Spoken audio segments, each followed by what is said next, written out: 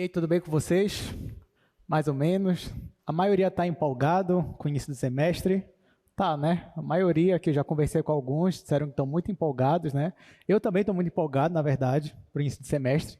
É sempre uma alegria, sempre uma satisfação estar aqui com vocês. Para quem não me conhece, eu me chamo Thiago Coelho, né? Eu estou aqui no Newton. A minha história com o Newton ela é um pouco mais longa. Eu já fui monitor do Newton em 2013 e também em 2016. E aí, em 2018, eu fui professor aqui do Newton de Cálculo 1. E desde esse ano, eu estou de volta para cá, agora em Cálculo 2. Né? Então, desde o semestre passado, eu estou ministrando aí essa disciplina. Eu sou formado em Engenharia Civil, aqui mesmo, da UFPA, do ITEC. Então, sou aqui da casa, né? Conheço aí a maioria das engenharias daqui da UFPA. Mas o meu mestrado e o meu doutorado é em matemática. Tá? Então, na verdade, eu estou entre essa aí, né? A parte aplicada e a parte assim de matemática. E eu tento me equilibrar. Às vezes eu fico muito na parte aplicada, às vezes eu fico muito na parte teórica, mas eu realmente gosto muito da parte teórica. Vocês vão perceber que eu sou um engenheiro assim bem teórico. Bom, então é isso. Hoje nós vamos dar início ao nosso curso de Cálculo 2.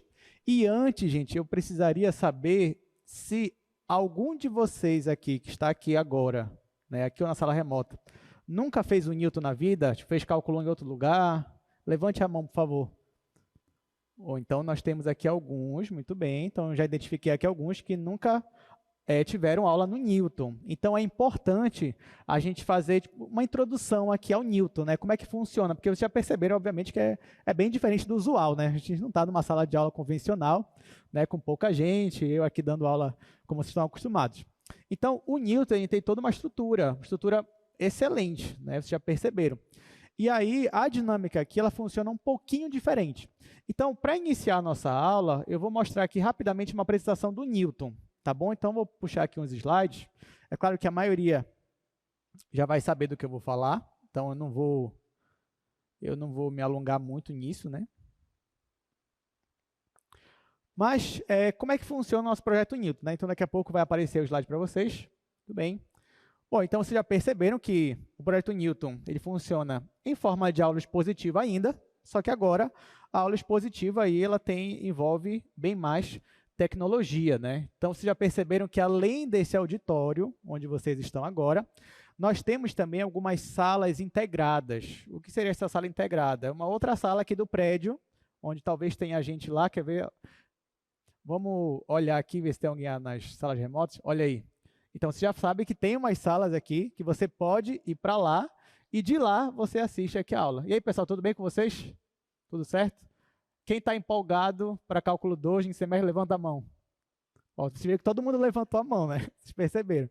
É isso mesmo, galera. Valeu. Então, vamos voltar para cá agora. Então, vocês perceberam que aqui no Newton você pode assistir a aula tanto no auditório quanto lá. Alguns preferem assistir aqui, no auditório. Outros, por incrível que pareça, preferem assistir lá. Então, cada um tem a sua experiência. Então, o que eu falo para vocês? Hoje, quem está aqui, né, na próxima aula pode ir lá experimentar. E quem está lá na próxima aula pode vir aqui.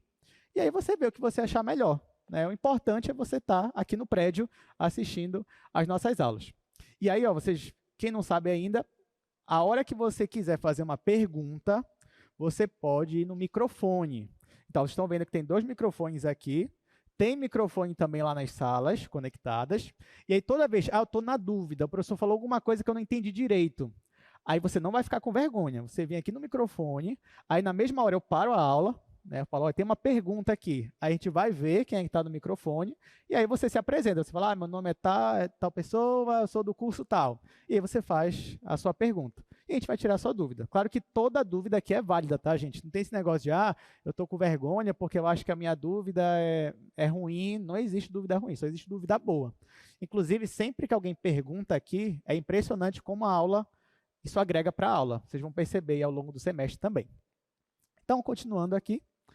Vocês sabem também, outra opção é você assistir a aula ao vivo pelo YouTube. Então, caso você ficou doente, alguma coisa aconteceu e você não pôde estar aqui no prédio na hora da aula, você pode acompanhar da sua casa.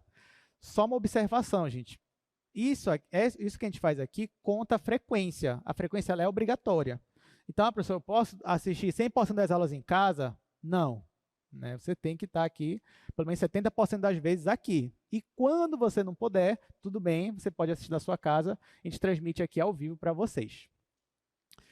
Agora, falando de monitoria. Dia de segunda e quarta, vocês vão se encontrar comigo aqui, nesse prédio. Mas dia de sexta-feira, vocês vão ter aula lá nos blocos. Quem vai dar aula são os monitores. Então, vocês já estão percebendo alguns aqui, né? Estão com a camisa do Newton. Estão aqui no auditório, aqui, uns 4. E aí, esses monitores, eles vão dar aula para vocês. As aulas que eles vão dar para vocês vai ser de exercício. Então, qual é a ideia? A gente vai ter aula aqui segunda e quarta. Na sexta, os monitores vão resolver exercícios com vocês. Exercício do que a gente viu em sala. Então, às vezes, não dá tempo de eu resolver muito exercício. Mas aí não tem problema, porque o monitor vai na sexta-feira, ele vai resolver vários exercícios para você. Isso, a ideia é que você fixe melhor a matéria. Então, aula de sexta-feira é muito importante. Não só porque é dia de prova também, mas porque você está ali fixando as ideias do que a gente viu ao longo da semana. Tá? Então, além da sessão de monitoria, o Projeto Newton também conta com plantão de dúvidas.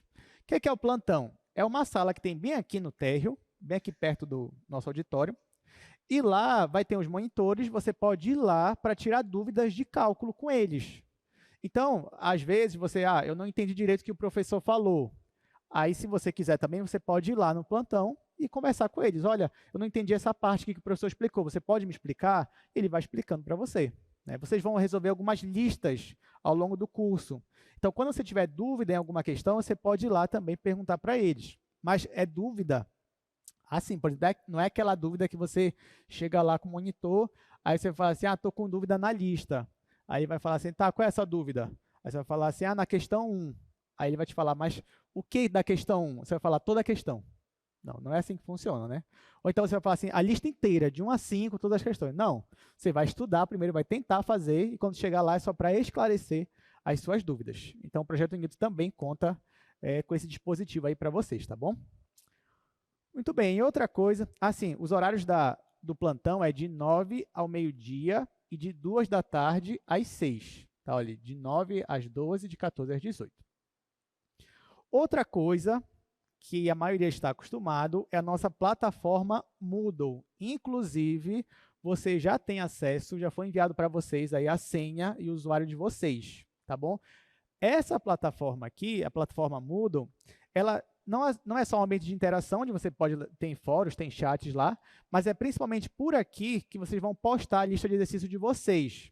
Então, como eu falei, a semana vai ter uma lista, você vai resolver a lista, você vai escanear essa lista e vai enviar via plataforma Moodle. Então, você vai entrar lá, vai estar uma parte para você colocar a sua lista, você vai anexar lá.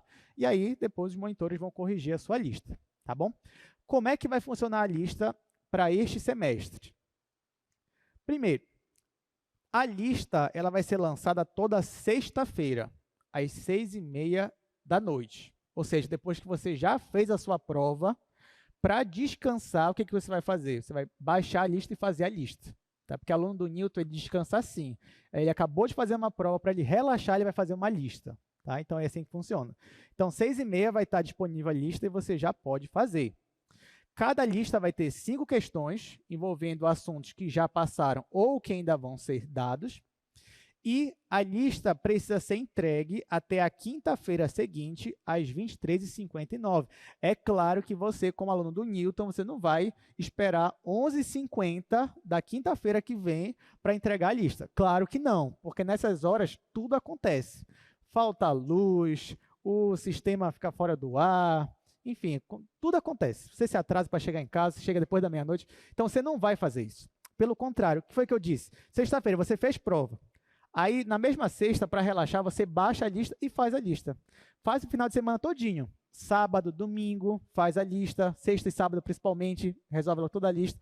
Quando chegou segunda, você já resolveu tudo. Aí você já pode postar a lista, não tem problema nenhum. É até melhor. Aí você até ajuda seus amigos também a fazerem a lista. Tá? Então, assim funciona.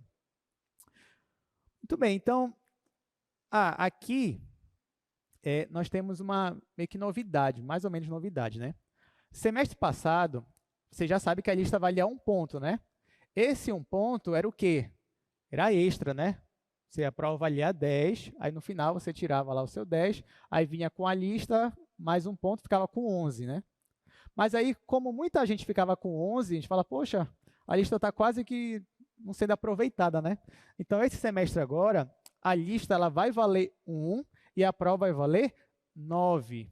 Então, a lista ela vai contar também na sua avaliação. Ah, professor, se eu não quiser fazer a lista, eu ainda posso tirar excelente? Pode, porque a lista vale 1, né? A prova vale 9. Então, se você fechar todas as provas e não entregar nenhuma lista, você ainda fica com 9 e fica com excelente. Tá? Mas eu sei que vocês não vão fazer isso, né? Porque vocês gostam de fazer lista, então muito provavelmente vocês vão fazer a prova valendo 9 e mais a lista valendo 1 ponto. Entenderam isso, gente? Todo mundo aqui entendeu? Porque isso eu sei que não era que nem no semestre passado, tá? Então a lista ela vale 1 ponto dentro dos 10. Então tome cuidado e se esforce para fazer a lista. A gente fez isso para que mais pessoas façam a lista, porque fazer a lista é importante. A lista ela prepara bem você para a prova. Então isso é mais uma forma de promover, né? Ou premiar aqueles que fazem a lista, já que fazendo a lista você vai estar bem para a prova também. Tá, então, já me adiantei aqui um pouquinho, né? Então, ó, como é que vai ser o processo avaliativo? Isso não mudou muita coisa. Vocês vão ter prova praticamente toda sexta-feira. Eu digo praticamente porque vai ter umas e outras sexta-feiras que vocês não vão ter prova, mas tá lá tudo, vai estar tudo no calendário para vocês. Mas sim, basicamente vocês vão ter prova toda sexta-feira. Então, como é que vai funcionar? Na sexta-feira, você vai começar com uma aula de monitoria, né, de resolvendo exercícios. Quando faltar uns 30 a 40 minutos para acabar a aula, que acabaria normalmente 4h30, o monitor vai parar a aula e vai passar a prova para você. Essa prova já é valendo. Inclusive, sexta-feira agora, já tem prova, a primeira prova. Tá? Mas não se espantem, isso é bom. Por que que isso é bom? Primeiro, porque a prova, na maioria das vezes, ela vai ter só uma questão. Uma questão. Então, o que a gente está fazendo, na verdade, é pegando a primeira avaliação e quebrando em 3 provas, por exemplo. Pegando a segunda avaliação e quebrando em 3 provas. Então, isso é bom, porque no final você vai fazer em torno de 10 provas. Então, na primeira prova, professor, fiquei nervoso, não consegui fazer uma boa prova. Não tem problema, porque você ainda vai ter mais 9 provas para fazer. Então, dá sempre para se recuperar. Mas eu queria dar uma dica para vocês. Não deixem, assim, para tentar se recuperar depois. Aproveitem esse início de semestre, que eu tenho certeza que a maioria não tem nenhuma prova marcada ainda para essa sexta-feira. Pelo menos 99% das pessoas que estão aqui. Então, aproveite que essa semana você só tem um Newton praticamente para estudar. E estude para tirar 10 na prova, na primeira prova. Você estuda nessa, na segunda para tirar 10, na terceira para tirar 10, no caso 9, né, que é um ponto da lista. E aí, quando chegar lá no final do semestre, que todos os professores resolvem marcar prova, e aí você vai ter uma semana com 20 provas na mesma semana, por mais que você não consiga estudar tão bem para o Newton, mas você já está até com excelente. Por quê? Porque você se dedicou no início lá do semestre. E sem brincadeira, eu tive muito aluno no semestre passado que já estava no finalzinho do semestre já aprovado. E alguns já até com bom e outros até com excelente, na verdade. Então, faça isso. Tá? Aproveite que essa semana só vai ter uma prova e estude para essa prova para você tirar 10. Bom, creio que é isso. Assim, acho que uma observação importante é que como é que vai acontecer? A primeira prova, a primeira avaliação vão ter 3 provas. Né? Então, depois que você fizer a prova 1, a prova 2, a prova 3, aí eu vou avisar para vocês, eu falar, gente, agora encerrou a primeira avaliação. Então, o que você vai fazer? Você vai pegar essas 3 provas, fazer a média delas, soma e divide por 3. Depois soma com a média da lista. E essa vai ser a sua nota da primeira avaliação. Para a segunda avaliação é a mesma coisa. Vai ter a prova número 4, prova número 5, prova número 6. Depois que você fizer as 3, eu vou dizer, olha, gente, encerrou a segunda avaliação. Aí você faz a média, essa vai ser a sua nota da segunda avaliação. E assim por diante. Quando você tiver as 3 avaliações, a nota das 3, você faz a média e você tem que tirar no mínimo 5. Tirou 5, você passou. Tá? Mas claro que vocês, como alunos do Newton, sempre buscando o excelente. Né? Então, tirando 9, você já fica com excelente. Alguma dúvida, gente, do que foi falado aqui? Alguma pergunta? Está tudo certo? Tudo resolvido? Alguém quer falar alguma coisa? Quer fazer, professor? Não sei, eu gostei daqui, eu não gostei disso, gostei daquilo. Ninguém quer falar nada inicialmente? Não? Então tá bom. Então, vamos continuar. Bom, agora sim, né? Agora que vocês já sabem como é que funciona o projeto Newton, nós vamos aqui, então, dar início ao nosso curso de Cálculo 2. E aí eu já trago aqui os slides da nossa primeira aula. E o que nós vamos estudar na primeira aula de Cálculo 2? Nós vamos estudar os espaços Rn. Aí você vai dizer assim, espaço Rn? O que é um espaço Rn? Porque, claro que vocês vieram do Cálculo 1, né? Então, no Cálculo 1, o que você estudou basicamente? Se eu perguntasse para você, olha, faz um resumo do que você aprendeu em Cálculo 1. Você consegue resumir o Cálculo 1 em 3 partes, né? 3 tópicos, que são limite, derivada e integral. Então, esse é um resumo do Cálculo 1. Em Cálculo 2, se você quisesse resumir também em 3 palavras o curso de Cálculo 2, você também poderia falar limite, derivada e integral. Por quê? Porque é isso que nós vamos ver ao longo de todo o curso. Mas então, qual é a diferença entre o Cálculo 1 e o Cálculo 2? O Cálculo 2 é a mesma coisa? Eu só vou revisar o que eu já sei? Não, não é a mesma coisa. O que vai mudar do 1 para o 2, apesar de que nos dois tem limite, derivada e integral, é o objeto de estudo. Como assim objeto de estudo? Porque lá em Cálculo 1, você estava acostumado com funções reais. Funções reais a valores reais. Como assim, professor? Vou falar aqui, só para relembrar vocês, né? Por exemplo, olha só, você tinha essa função aqui. Isso aqui é só uma observação, tá, gente? A gente ir para o slide. Lá em Cálculo 1, você tinha essa função aqui, f de x igual a x menos 2. Pronto. Mais simples possível. Tá? Isso aí você conhece, né? Como é o gráfico dessa função aqui? É uma reta. Crescente ou decrescente? Crescente. Por quê? Porque aqui ó, o coeficiente é positivo, vale 1. Ok. Mas se eu te perguntar agora, qual é o domínio dessa função f aqui? O que você me responderia? Reais. Ou seja, o domínio da sua função f, nesse meu exemplo aqui, é o conjunto dos reais. E eu te pergunto agora, quem é o contradomínio dessa função? Também são os reais. Então, o contradomínio também são os reais. Então, eu posso afirmar que esta função aqui é uma função que está definida dos reais para os reais. Ou seja, você pega ali um número, você joga na função e ela vai te devolver o quê? Outro número, não é isso? A função, vocês não usam aquela ideia de que é uma máquina, né? A função não é uma máquina, você joga um número para ela, ela vai trabalhar ali o seu número e vai te devolver algum valor. Por exemplo, se você joga aqui o número 5, você joga o número 5 aqui na máquina, que número ela vai te devolver nesse caso? 3. Por quê? No lugar de x você coloca 5, 5 menos 2, isso é igual a 3.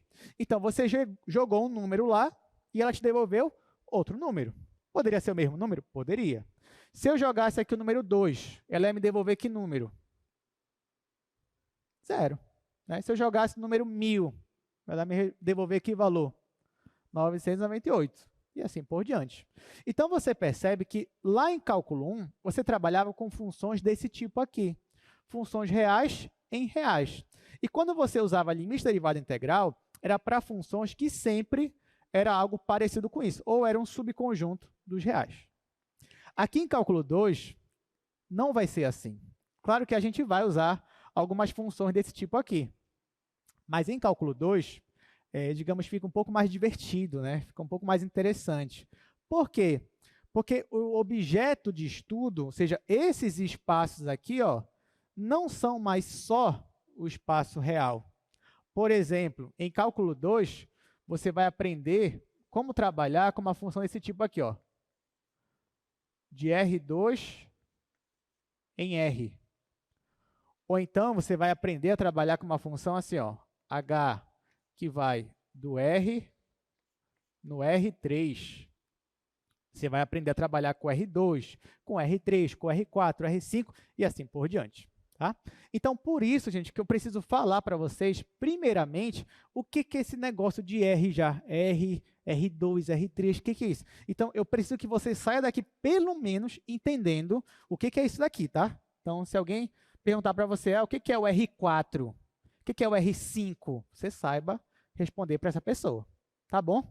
Então, pronto. Então, vamos para o nosso slide aqui, onde eu vou definir aqui o que são esses espaços Rn, né? Claro que quando eu coloco N, N é um número natural, então pode ser N igual a 1, N igual a 2, 3, 4 e assim por diante. Então, ó, aqui a gente vai dividir essa aula em 3 partes. Na primeira, eu vou definir o que é esse espaço numérico n-dimensional, que eu estou chamando de Rn. Na segunda parte, a gente vai dar uma interpretação geométrica. E na última parte, a gente vai fazer ali uma aplicação, que é a distância entre 2 pontos. Então, primeiro, definição. Então, saia daqui sabendo essa definição. Dado o número natural n maior ou igual que 1, quem é o conjunto Rn? O conjunto Rn é o conjunto de todas as ênuplas ordenadas de números reais. Tá? Então, Rn é esse conjunto de todas as ênuplas ordenadas de números reais. Ou seja, se eu fosse resumir esse meu conjunto, eu poderia fazer assim, ó, Rn é igual ao conjunto das ênuplas. Ênuplas é isso aqui, ó, que está em parênteses. Você já tem um x1, x2, x3 até xn, tal que cada um desses, ó, x1, x2, até xn, cada um desses é um número real. Tá? Então, isso daqui é o que nós chamamos de espaço numérico de dimensão n, ou n-dimensional. Então, perceba já que eu já estou meio que vinculando esse nzinho que aparece em cima com a dimensão. Então, por exemplo, se n é igual a 1, a dimensão é 1. Então, por exemplo, lá em cálculo 1, você trabalhava com espaços de dimensão 1. Dimensão 1 é dimensão 1. Se o n é 2, se você está no R2, você está com dimensão igual a 2. O R3, tridimensional, e o R4, dimensão 4, o R5, dimensão 5, e assim por diante. Então, cada um desses envolve também uma dimensão. Só que a gente vai entender melhor quando eu falo na parte geométrica, né? Mas já entenda isso daí, pelo menos. Vamos ver alguns exemplos, né, para ficar mais fácil, para a gente não ficar aqui só mesmo a definição. Então, por exemplo, olha só, se você achasse um negócio como isso daqui, ó, parêntese, menos 3 e depois 2, você poderia chamar isso aqui de um elemento do conjunto R2. Outro exemplo, se você visse algo parecido com isso daqui, ó, você tem um parêntese, dentro do parêntese você tem 3 números ordenados, o número 3 por primeiro, o número 1 por segundo e o número menos 3 por terceiro. Então, isso aqui é um elemento do conjunto R3. Então, aí fica fácil de entender, né? Cada vez que você olha um parêntese e olha quantos números ordenados tem lá dentro, então aquele elemento tem a dimensão tal, depende do número que está ali. Por exemplo, olha isso daqui, ó. Olha esse elemento. Quantos números ele tem aqui dentro? Ele tem o primeiro, que é π, o segundo é 0, o terceiro é 0, o quarto é menos 7, o quinto é raiz de 3 e o sexto é 8. Então, este elemento aqui, eu digo que ele é um elemento do conjunto R6. Entenderam, gente? Tá fácil, né? Se eu tivesse 8 números, aí nesse caso aqui, eu teria um elemento do conjunto R8. Se eu tivesse 10 números, R10. E assim por diante. Então, por exemplo, se eu fizesse agora um exercício com vocês. Agora eu dissesse para vocês aqui, gente, olha só. Esse ser aqui, ó, esse ser 2, 1, 3, 0, 5, 7, menos 1. Eu te pergunto, olha só. Este ser aqui, ó, este elemento, o que é isso daqui? O que vocês estão vendo? Vocês estão vendo aqui um parêntese, e dentro do parêntese, vocês estão vendo de forma ordenada quantos números? Tem aqui o 2, o 1, o 3, o 0, o 5, o 7 e o menos 1. Então, são 1, 2, 3, 4, 5, 6, 7. Então, aqui dentro eu tenho 7 números ordenados. Então, eu digo que esse elemento aqui, eu posso dizer que ele pertence ao conjunto R7. E pronto, se eu tivesse 11 números aqui dentro, R11. Tá? Então, pronto, bem fácil de entender. Essa é a nossa primeira definição. Então, agora você já sabe, você olha uma coisa dessa aqui, você já diz, esse aí é um elemento do espaço R5, R11, R15, e assim por diante. Muito bem. Então, olha só, por que a gente diz que esses números que estão aí dentro, eles são ordenados? O que eu quero dizer com isso é que a ordem deles importa. Tá? Então, faz diferença se eu trocar de número as posições, é um outro elemento. Tá? E por quê?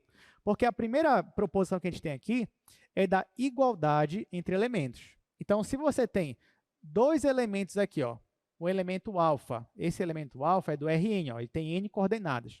E você tem o beta, que também tem n coordenadas, você só pode dizer que alfa é igual a beta se e somente se cada coordenada for igual a outra. Então, a primeira é igual à primeira daqui, a segunda é igual à segunda daqui, até a última é igual à última daqui. Somente se isso acontecer é que você pode falar de igualdade. Por exemplo, opa, aqui não tem exemplo, vou fazer aqui no quadro. Exemplo. Esse aqui é o exemplo 1. Exemplo 2. Olha só, digamos que você tem três elementos aqui. Você tem o menos 2, você tem o π e você tem 8. Isso daqui é um elemento que eu vou chamar de alfa. Tá? Então, para eu não ficar toda hora escrevendo um monte de número com parênteses, eu logo dou uma notação para ele. Então, eu digo, olha, isso daqui é alfa. Então, se eu disser alfa, eu estou falando disso daqui. Tá, esse elemento aqui, ele é um elemento de qual conjunto? De qual espaço? R3. Por quê? Porque você tem três números ordenados aqui dentro. Então, isso daqui, ó, pertence ao conjunto R3. Agora, digamos que eu coloque outro elemento aqui, vou chamar de beta. Esse beta é menos 2, π e 8. Esse beta também pertence ao R3, porque você tem três números aqui. A pergunta que eu faço para vocês agora é, o elemento alfa é igual ao elemento beta? Sim ou não? Sim. Por quê? Porque cada coordenada é igual a outra. Quem é a primeira coordenada aqui do alfa? Menos 2. Quem é a primeira do beta? Também é menos 2. Quem é a segunda aqui do alfa? Π. Quem é do beta? Π. Quem é a terceira? 8. Quem é a terceira? 8. Então, se todas as coordenadas são iguais, então você pode afirmar que os elementos eles são iguais. Lembrando que a ordem importa. Então, por exemplo, se você tivesse isso daqui, ó, exemplo 3. Ah, eu tenho esse meu elemento aqui, alfa, é igual a 1, 2, 3. O beta é 1, 3, 2. E eu te perguntar, alfa é igual a beta? A resposta é não. Ah, professor, mas como assim? O alfa tem 1, 2, 3, o beta também tem o 1, o 2 aqui e o 3 aqui. Tá, mas, como eu disse, a ordem importa. Então, por mais que eles tenham os mesmos números aqui dentro, mas a ordem está diferente. Aqui começa com 1, depois o 2, depois o 3. Aqui começa com 1, depois o 3 e depois o 2. Então, neste caso aqui, eu diria que alfa é diferente de beta. Diferente daqui, onde a gente fez, onde alfa, de fato, era igual a beta. Tá bom? Tá tranquilo? Então, você já sabe aí definir quando é que um elemento é igual a outro. Agora, gente, eu preciso definir para esse nosso espaço Rn o que seria uma adição entre dois elementos e o que seria uma multiplicação por escalar. Vocês que estão aqui, vocês já viram álgebra linear? Sim ou não? A maioria já viu? Tá, não tem problema. Se alguns não viram, não tem problema. Eu só queria comentar que quem já viu álgebra linear deve lembrar que você estudou espaços vetoriais. Vocês lembram? Lembra, né? O pessoal que estudou. Um espaço vetorial, para ser espaço vetorial, ele é um conjunto onde está bem definido duas operações. Quem são essas duas operações? A primeira é a adição e a segunda é a multiplicação por escalar. Então, já que esses nossos espaços Rn são espaços vetoriais, então dentro deles está bem definida uma noção de adição e uma noção de multiplicação por escalar. Então, é isso que a gente vai ver agora. Como é que você soma dois elementos e como é que você multiplica por um escalar. Então, ó, primeiro passo, a soma ou adição, né? Então, ó, se você tem dois elementos aqui, alfa, que tem n elementos dentro dele, e o beta, que também tem n elementos, então eles são do Rn, e você quer somar. Ah, professor, eu quero somar alfa mais beta. Como é que eu faço? É simples. Na hora que você vai somar alfa mais beta, basta você somar em cada coordenada. Então, você vai pegar a primeira aqui do alfa, que eu estou chamando de x1, e somar com a primeira aqui do beta, que é y1. Eu vou pegar a segunda daqui e somar com a segunda daqui, tá aqui. E assim por diante, até que no final eu vou somar xn mais yn. E assim você está somando. Por exemplo, digamos que alfa é menos 1, 4, 5 menos 7. Beta é 10, 3, menos 6 e 2. Os dois pertencem ao R4, né? Porque eu tenho 4 elementos aqui. Então, como é que ficaria a soma de alfa mais beta? Aqui eu já coloquei o resultado, né? Mas vamos fazer aqui no quadro. Esse é um exemplo que a gente colocou aqui. Então, ó, aí no nosso slide, eu estou somando o elemento alfa, deixa eu só olhar aqui qual é, só para lembrar, menos 1, 4, 5 menos 7. Menos 1, 4, 5 e menos 7. Esse daqui é o alfa, tá? E eu tenho também o elemento beta. O elemento beta, ele é 10, 3, menos 6 e 2. 10, 3, menos 6 e 2. Então, ó, os dois estão no R4, porque você tem 4 elementos aqui dentro. Você tem 4 elementos aqui dentro. Então, já que os dois estão no mesmo conjunto, que é o R4, eu consigo somar os dois. Como é que eu faço? Para eu somar alfa mais beta, eu tenho que somar o primeiro desse com o primeiro desse. Então, vai ficar menos 1 mais 10. Isso na primeira coordenada. Na segunda, eu vou somar 4 mais 3. Então, aqui, 4 mais 3. Na terceira, 5. 5 mais menos 6. Então, cuidado com o jogo de sinal aqui. Então, vai ficar 5 mais, entre parênteses, menos 6. E, por último, menos 7 mais 2. Menos 7 mais 2. E agora eu vou somar cada um desses aqui, vou fazer essas operações. Então, alfa mais beta vai ser igual. Aqui é só você somar. Menos 1 mais 10, 9. Então, 9. 4 mais 3, 7. Aqui, ó, jogo de sinal. Mais com menos vai ficar menos. Então, 5 menos 6 vai ficar menos 1. Então, você vai ter aqui menos 1. E aqui, por último, ó, menos 5 mais 2 vai ficar... Menos 5 já dei a resposta, né? Menos 7 mais 2 vai ficar menos 5. Então, você vai ter menos 5. Gente, detalhe, ó, eu somei os dois, né? Somei alfa mais beta. A primeira pergunta que eu faço para vocês é a seguinte: depois que eu somei, o meu resultado continuou sendo o elemento do R4? Sim ou não? Sim, continuou sendo o elemento do R4. Então, ó, alfa era do R4, beta era do R4. Somei, me deu um elemento do R4. Isso é a característica de um espaço vetorial. Quando você soma dois elementos do espaço, a soma ainda é um elemento do mesmo espaço. Então, não vai acontecer de você pegar, eu somei o alfa aqui do R4 com o beta que era do R4, você somou e deu um R8. Não, isso não vai acontecer. Vai dar no mesmo espaço vetorial, tá bom? Outra coisa que eu queria perguntar para vocês, só que agora eu já esqueci o que eu ia perguntar. Ah, sim, lembrei. Olha só, eu posso somar um elemento de um espaço, por exemplo, R3 com R2? O que vocês acham? Posso somar um R3 com R2? Posso pegar o elemento do R3 e somar com o elemento do R2? Por exemplo, posso somar... deixa eu fazer aqui. Digamos que eu tenho aqui alfa 1 é igual a 2 e 5. Alfa 2 já é 0, 1 e 3. Faz sentido eu somar alfa 1 mais alfa 2? Sim ou não? O que vocês acham? Olha, da forma que a gente está definindo aqui, não faz sentido, tá, gente? Porque a gente está somando elementos que estão no mesmo espaço, estão no mesmo conjunto. Então, ó, isso daqui, por exemplo, não faria sentido. Vou pegar esse par ordenado e somar com esse terno ordenado. Porque aqui é um par, aqui é um terno. Aqui eu tenho 2, aqui eu tenho 3. Então, não faria sentido eu somar. Tá? Assim como também não faria sentido eu somar isso daqui. Ó. Pegar esse par ordenado e somar com o número 1. Por que não faz sentido? Porque esse elemento aqui é de qual espaço? R2. E esse daqui é de qual espaço? R1. Tá? Então, não faz sentido eu somar um R2 com R1. Só faz sentido eu somar elementos que estão no mesmo espaço. É claro que dependendo da situação, mas isso já é como se fosse uma exceção, eu conseguiria dar um jeito de somar esses daqui. Como?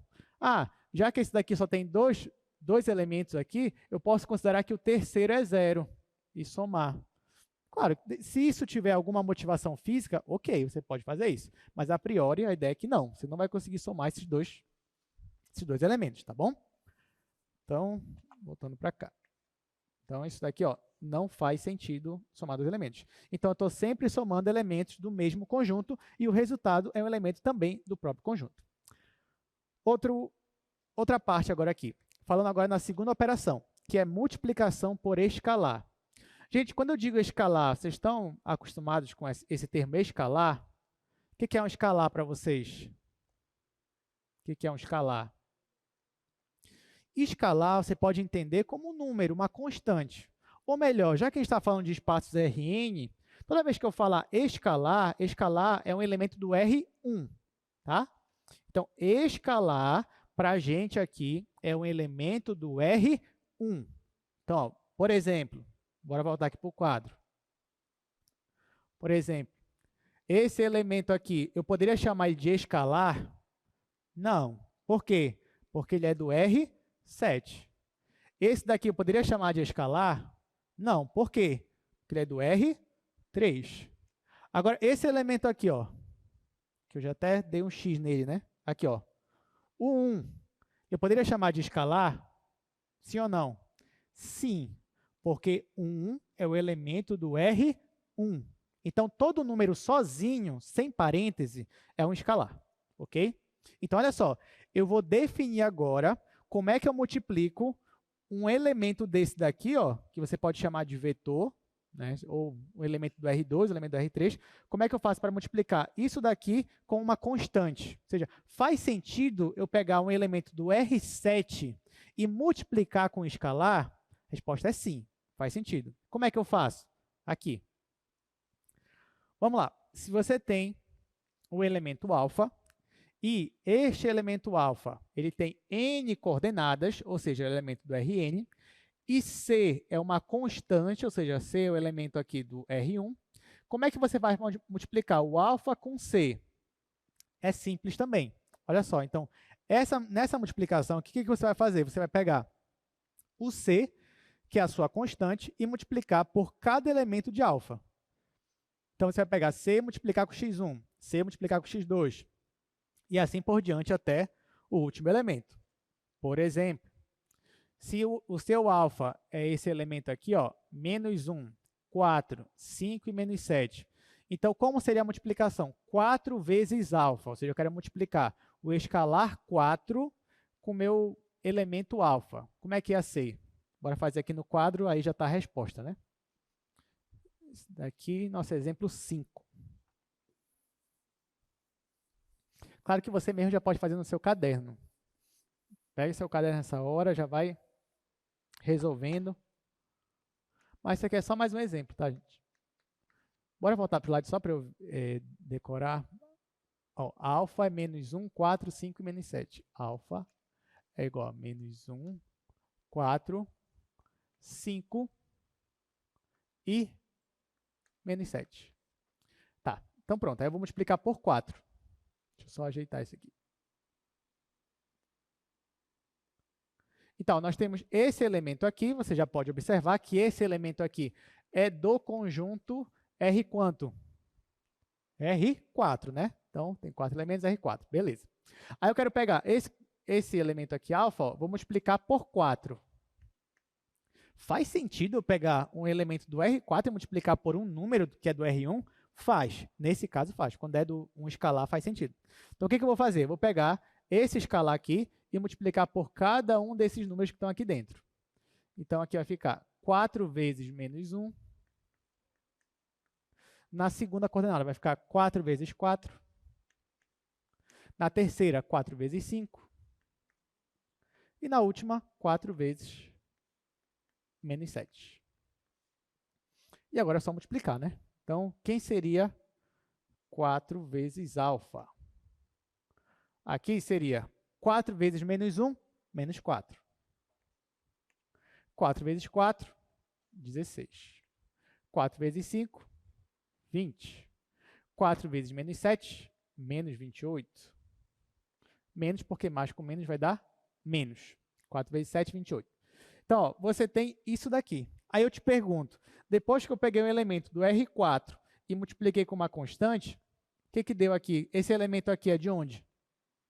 Também do R4. Então, quando você pega um escalar e multiplica por alguém do Rn, esse alguém, essa multiplicação, continua sendo do Rn. Outro exemplo aqui. Esse aqui é o 5. Deixa eu colocar exemplo 6.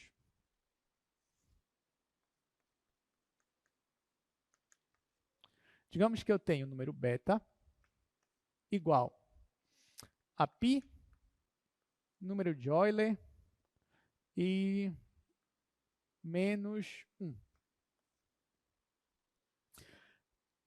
Faz sentido eu pegar primeiro, esse número aqui é de qual conjunto? Esse elemento aí que eu coloquei? É do R3. Então, eu tenho 3 números aqui, então isso aqui é do R3.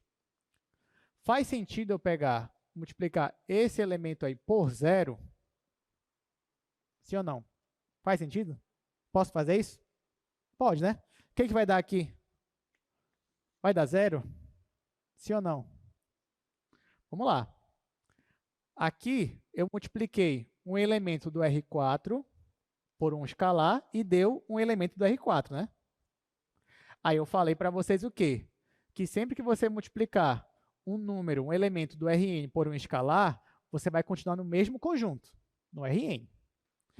Mas então aqui, ó, se eu multiplicasse esse valor por 0 e desse 0, eu não estou mais no R3, eu estou em qual aqui agora? No R1. Então, está certo isso daqui? Não, não está certo. Então, ó, nesse caso, como seria essa multiplicação? 0 vezes beta. Você vai seguir a ordem, você vai seguir a regra que a gente acabou de fazer. Qual é a regra? Você vai pegar esse escalar, professor, mas ele é 0. Não tem problema. Você vai pegar esse 0 e multiplicar com cada um desses aqui dentro. Então, aqui vai ficar 0 vezes π, 0 vezes o número de Euler, 0 vezes menos 1. E agora você vai multiplicar. Então, 0 vezes beta vai ser 0 vezes π, 0. 0 vezes E, 0. 0 vezes menos 1, 0. Pronto. Agora sim. Este elemento aqui é de qual conjunto? R3. Então, agora sim, não mudou.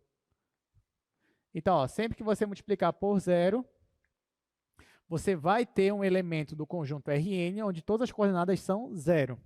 Isso aqui a gente também chama de vetor nulo.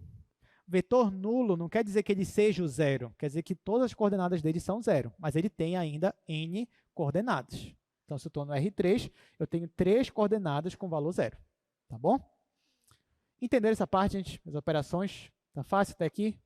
Bem tranquilo? Dá para tirar 10 na prova de sexta-feira? Dá, né? Só não dá porque vale 9, mas dá para tirar um 9 tranquilamente. Então, vamos continuar. Agora a gente vai para a parte mais interessante aqui da aula, que é a interpretação geométrica. Porque até então, esse conjunto Rn, se você parar para pensar, Rn é o quê? É uma ênupla, ou seja, é um parêntese onde você tem números um atrás do outro. É ou não é? Então, se você saísse daqui, se a aula terminasse agora, você saísse daqui, fosse para sua casa, aí alguém perguntar para você, o que tu aprendeu? Aprendi espaço Rn. Aí tu pergunta, mas o que é o Rn? Aí tu vai falar assim, não, vou te dar um exemplo. Por exemplo, o R3 é um parêntese com 3 números. O R5 é um parêntese com 5 números. Basicamente é isso que você ia fazer. Por quê? Porque foi isso que a gente viu até aqui. A gente definiu o Rn dessa forma. Mas é claro que ele tem uma interpretação geométrica muito rica, muito forte. E é isso que a gente vai ver agora. Então, para a interpretação geométrica, a gente vai começar de um por um. Começando com R1, depois com R2, depois com R3. Então, começando com R1. Então, se eu estou no R1 é porque o n é igual a 1, né? Então, ó, esse conjunto R é chamado de conjunto dos números reais. totais. Aqui você já sabia, até porque em cálculo 1 você só usa ele, né? Agora, geometricamente, esse seu conjunto R aqui, como é que ele é representado? Vocês lembram? Como é que você representa todos os reais, geometricamente? Você faz uma reta. Você faz uma reta, escolhe uma orientação e coloca lá um ponto para ser a sua origem. Não é isso que você faz? Quando você faz isso, você está definindo geometricamente o conjunto dos números reais. Tá? Então, ó, por exemplo, ficaria algo nesse sentido aí, onde você tem uma reta, você tem a orientação dela, ou seja, da esquerda para a direita, ali você tem a origem, que estou chamando de O, e aí você tem um ponto A, e desse ponto A você define ali um número. Então, isso aqui nós chamamos de reta real.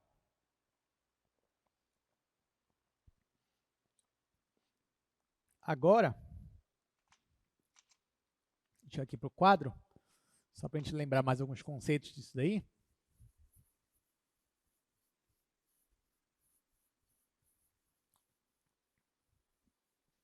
Aliás, vou começar aqui, gente. Vou começar aqui porque eu vou fazer a interpretação geométrica do R1, do R2 e do R3.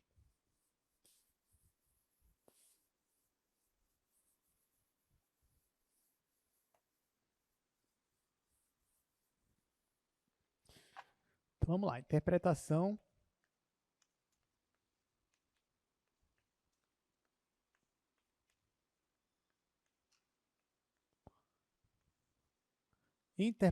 geométrica. Bom, o primeiro espaço aqui que a gente está considerando é o espaço R1, ou só R, né? O 1 não precisa aparecer aqui. Então, como é que você representa o espaço real? Você faz uma reta. Essa reta, você tem que dar uma orientação para ela. Normalmente, a gente faz da esquerda para a direita, mas nada impede você, se você quiser fazer da direita para a esquerda. Pode fazer, se você quiser.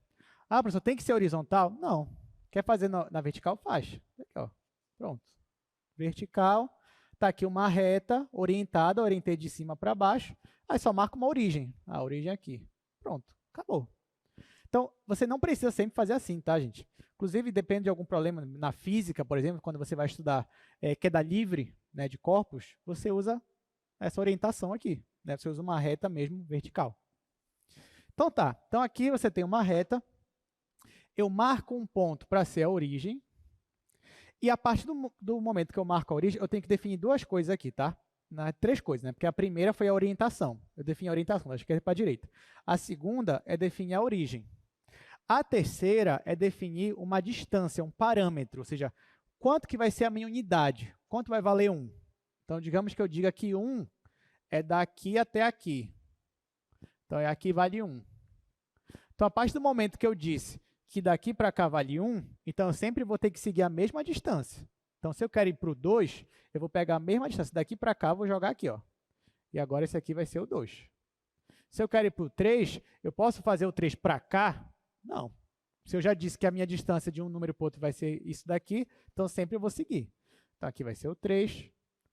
Da mesma forma, para o outro lado, eu vou ter os negativos. Então, se aqui é 0, e como eu dei uma unidade para a esquerda, vai ser menos 1. Vou colocar aqui em cima.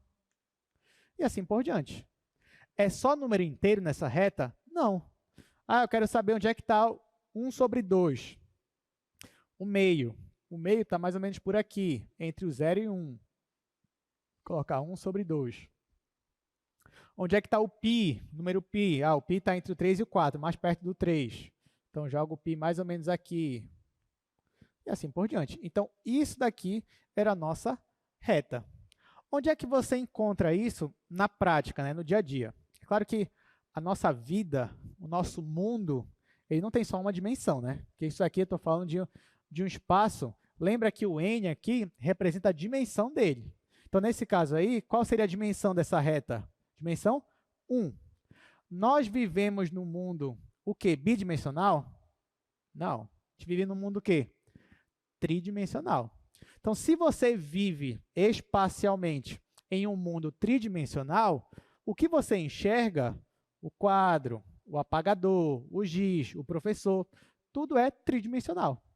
Só que, claro, às vezes, para simplificar, a gente coloca alguns objetos tridimensionais como se fossem bidimensionais ou unidimensionais. Por exemplo, uma corda. Você vai calcular ali a energia potencial de uma corda. A corda, normalmente, a gente considera ela como se fosse um objeto unidimensional. Ou seja, alguém aqui da reta. Ou então, você tem um fio. Enfim, você tem vários exemplos que você pode considerar que objetos unidimensionais. Na engenharia, por exemplo, na mecânica, na civil, quando a gente vai estudar vigas, é comum, quando você vai estudar os esforços de uma viga, o que você considera uma viga? Só um traço assim. Né? Você fala assim, tem uma viga, a gente chama de biapoiada, aí você faz aqui, esse é o primeiro apoio dela, esse é o segundo apoio dela, mas quem é a viga? É esse traço aqui. Né? Esse traço aqui é o quê? É unidimensional.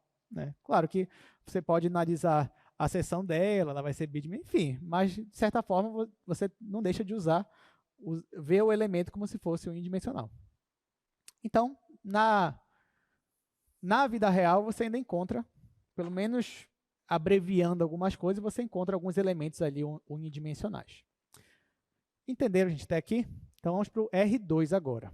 Tá? Como é que seria o R2, falando de forma geométrica? Porque agora você não vai ter só uma reta, né? Você vai ter duas retas, você vai ter um produto cartesiano entre dois conjuntos. Então, olha só, para o R2, então você tem aqui, quando n é igual a 2, o R2 vai ser o conjunto dos pares ordenados. Ou seja, eu só tenho dois elementos aqui dentro, onde x e y são números reais. Então, esse espaço também é chamado de espaço bidimensional, porque ele tem duas dimensões. Como é que você representa o espaço R2, que é bidimensional? Você representa com um plano. Então, você aprendeu lá, acho que desde o ensino fundamental, você aprende que você pode representar esse conjunto aqui usando o plano cartesiano. O que é o plano cartesiano? Quando você tem duas retas perpendiculares, retas orientadas. Então, você tem uma reta vertical e você tem uma reta horizontal. Cada reta dessa, gente, é um conjunto real. Então, aqui você tem a reta real e aqui você tem outra reta real. Você dispõe elas de forma perpendicular e assim você consegue definir geometricamente quem seria o seu R2. Esse eixo horizontal aqui, você está acostumado a ver ele como eixo X, que é o eixo das abscissas. E aqui, o vertical, você está acostumado a ver ele como eixo Y, que é o eixo das ordenadas. Tá? Então, existe uma relação, até biunívoca, que a gente chama na matemática, entre o espaço R2, como a gente definiu, e o plano cartesiano. Como assim uma relação biunívoca? É que se eu te der uma coordenada, um elemento do R2, você é capaz de localizar ele para mim aqui no plano cartesiano. Por exemplo, se eu te falar assim, olha, localiza para mim nesse plano aqui, esse elemento aqui, ou melhor, o ponto A. Quem é o ponto A? É o ponto 3, 2. Então, você já aprendeu que para localizar esse ponto A aqui, no plano cartesiano, o que você faz? Lembrando que isso aqui é um par ordenado, o primeiro elemento equivale ao eixo X, né? O segundo elemento equivale ao eixo Y. Então, lá no eixo X, você vai procurar o número 3. Aí você vem aqui, ó, digamos que aqui é o 0, né? Aqui é a origem. Então, digamos que aqui é o 1, aqui é 2, aqui é 3. Então, em X eu vou procurar o 3, em Y eu vou procurar o 2. Então, venho aqui, digamos que aqui é o 1 e aqui é o 2. E agora, o que eu faço? Eu vou prolongar esses dois pontos que eu marquei. O 3, eu vou prolongar ele paralelamente ao eixo Y. O eixo Y está na vertical, então eu vou prolongar ele na vertical. Já aqui o 2, eu vou prolongar ele de acordo com o eixo X, então eu vou prolongar ele na horizontal. É claro que a rigor eu teria que colocar aqui todo o horizonte aqui, toda aqui a parte vertical, mas eu sei, o que me interessa é onde eles vão se encontrar. Então, aqui, ó, eu acho o elemento 3 no eixo X, acho o elemento 2 no eixo Y, faço um prolongamento de maneira paralela aos outros eixos, e onde eles se encontram é o meu ponto A. Então, todo mundo está familiarizado com isso daqui? Sim, né? Então, você consegue pegar aqui um pontinho e colocar aqui no plano cartesiano. Da mesma forma, né, eu poderia te dar qualquer ponto aqui do plano e você poderia me dizer quem é o par ordenado dele. Então, por exemplo, digamos que eu faça assim, olha, esse daqui é o ponto, vou jogar para cá, esse daqui é o ponto B. Ele está no plano cartesiano. Agora eu te pergunto, quem é esse elemento aqui? Como é a coordenada dele? Aí como é que você ia fazer? Você ia ter que pegar esse ponto, você ia projetar no eixo X, até cortar o eixo X. Aí no eixo X você ia ver que valor deu aqui. Nesse caso deu 1, 2, 3, menos 4. Aí agora você ia projetar isso daqui no eixo Y. Então, eu ia prolongar aqui até cortar o eixo Y. E eu ia ver que número deu aqui. Então, menos 1, menos 2. Então, quem é esse meu ponto B? Que elemento é ele do R2? Aí eu ia fazer B é o par ordenado. Em X ele é menos 4. Em Y ele é menos 2. Então, agora eu fiz o caminho inverso. Eu te dei um ponto e eu queria que você localizasse para mim o elemento do R2. Então, isso daí, geometricamente, é o que nós chamamos de espaço R2, que é o espaço bidimensional. Exemplos de espaços bidimensionais na vida real, né? O quadro, a gente considera ele bidimensional. Né? O desenho, quando eu faço meus desenhos aqui, a gente considera esse quadro aqui bidimensional. Uma chapa metálica é bidimensional. É claro, como eu sempre falo, né? Professor, o quadro, mas não tem uma espessura, nem que seja pequena? Tem. Então, a rigor, claro que ele é tridimensional, mas a gente olha para ele como se fosse bidimensional. Uma chapa metálica, por exemplo, você quer achar a equação do calor em uma chapa metálica. Então, imagina que você tem uma chapa metálica e você tem uma fonte aqui de calor, transferindo calor para a chapa. E aí você quer saber como é que esse calor se distribui ao longo da chapa. Você vai considerar a chapa um elemento bidimensional. E você vai calcular a parte daí. Ah, mas a chapa tem uma finurazinha assim, ela é tridimensional. Tudo bem, mas isso aí é irrelevante. Se você fosse querer considerar tudo mesmo, ia só atrapalhar. Só ia complicar sem trazer tanto benefício para você, falando numericamente. Né? Então, sim, você encontra aí alguns elementos bidimensionais, como, por exemplo, o quadro. Apesar de que a rigor eles não são. Né? Então tá, então vamos para o próximo, né? Então aqui, ó, você tem só uma figura do que eu já fiz aí no quadro, que são os eixos coordenados. Vamos agora para o R3. Então, no R3, gente, você já saiu com a definição dele. Então, quem seria o R3? É o conjunto dos ternos ordenados, ou seja, você tem agora 3 elementos no parênteses. Só que isso você já sabia. O que a gente quer saber agora é como é que eu represento ele geometricamente. Então, é isso que a gente vai fazer agora.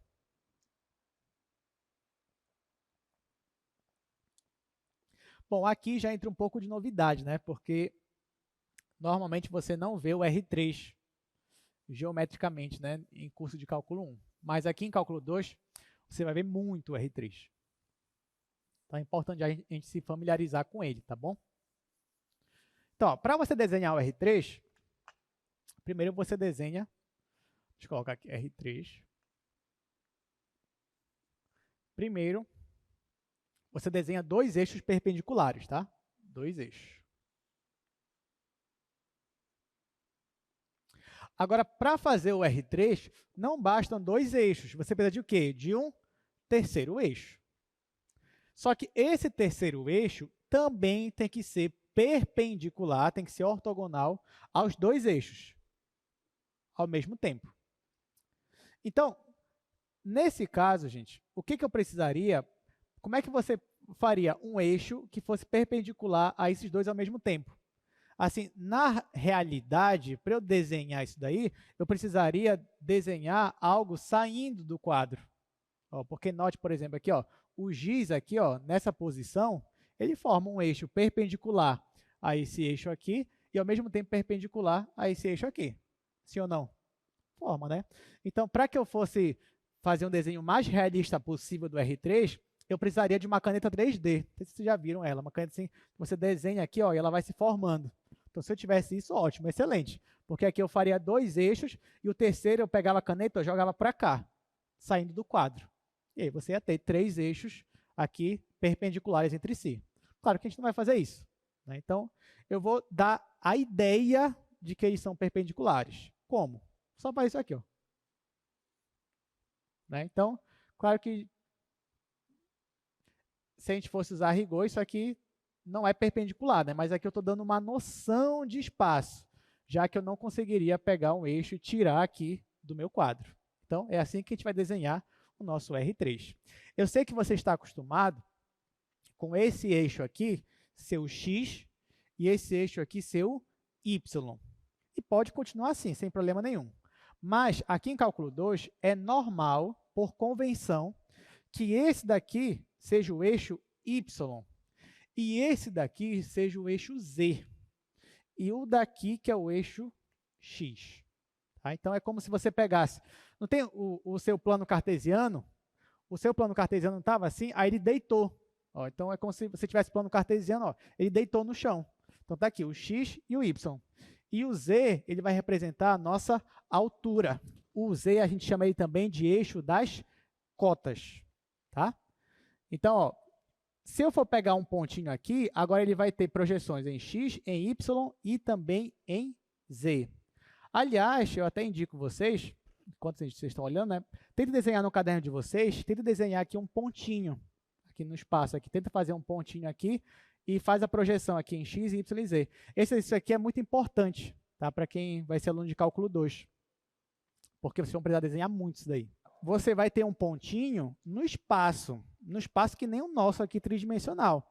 Então, imagina, ó, que você tem um ponto bem aqui, ó, ponto P. No R3, que eu também chamo de espaço, então agora, quando eu tinha o R2, ele era o plano. O R3 eu chamo de espaço. Então, se eu tenho um pontinho aqui P no espaço, ele vai ter 3 coordenadas. Coordenada X, coordenada Y e coordenada Z. Como é que eu faço isso? Para você achar as coordenadas x e y, você faz uma projeção de P aqui no chão. Não, então, imagina, pensa que a gente está aqui no nosso mundo tridimensional, né? Aí pensa que eu tenho um pontinho bem aqui, ó. Aí eu quero achar a coordenada x e y dele. O que eu faço? É como se você pegasse esse pontinho e colocasse aqui no chão. Levasse para o chão, porque no chão é quando z é igual a 0. Tá? É isso que a gente vai fazer. Então, quando você pega esse ponto e projeta no chão, você consegue achar o eixo x, a coordenada x e a coordenada y. Então, ó, no desenho vai ser assim. Eu pego, projeto meu ponto P aqui no chão. Digamos que a projeção dele é bem aqui, ó, no chão. A projeção dele eu vou chamar de P'. Não é a mesma coordenada, porque um está embaixo e outro está aqui em cima. Tá? Mas é a projeção desse ponto aqui no plano XY. Agora que eu estou aqui, eu vou projetar esse ponto P para o eixo X e para o eixo Y. Só que lembrando, ó, na hora que você for projetar para cá, para a esquerda, tem que ser paralelo ao eixo Y. Então, seria mais ou menos assim, ó, paralelo ao eixo Y. Então, esse daqui, essa coordenada eu vou chamar de x0. É a coordenada em x. Quando você for pegar esse pontinho e for projetar no eixo Y, essa projeção tem que ser paralela ao eixo x. Tá? Então, não vai fazer isso daqui, ó, verticalmente. Não. Você faz paralelo com esse eixo x aqui. Ó. Então, você vai fazer assim. Esse daqui é o que eu vou chamar de y0. Então, ó, note que dessa forma eu já achei 2 coordenadas. Coordenada x0, a coordenada y0. Como é que eu faço para achar a minha última coordenada, que é a coordenada z? Eu vou olhar, ó, a origem, ela está bem aqui, né? Se eu fosse juntar, se eu fosse unir a origem com esse ponto P', eu ia ter uma reta assim, ó, na diagonal. É justamente essa reta diagonal que eu vou projetar aqui, ó, aqui em cima.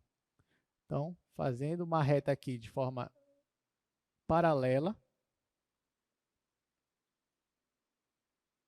eu obtenho aqui a minha última coordenada, que é a coordenada z0. Então, ó, pega o ponto P, projeta ele aqui no chão. Depois que ele está aqui no chão, você acha x0 e y0. Depois, você vai unir a origem com esse ponto P' e vai fazer uma reta paralela, só que aqui em cima agora. E aí você vai achar a sua coordenada z0. e pronto. Então, esse ponto P aqui, ó, é um ponto que tem a coordenada x0, y0 e z0. É claro que agora que você tem 3 eixos, você não chama mais de quadrante, né? Você tinha 4 quadrantes, aqui você tem um octante. Porque se você reparar, ó, aqui divide o espaço em 8 partes. Tem 4 octantes aqui em cima e 4 octantes aqui embaixo. Tá? Então, normalmente, no octante, onde o x, o y e o z são positivos, que é esse octante bem aqui, onde eu coloquei o ponto, é o que eu chamo de primeiro octante. E aí vai seguindo. Alguma dúvida a gente tem aqui? Tudo certinho? Tá fácil, né? Então tá. Aí agora eu pergunto para vocês o seguinte. E o R4?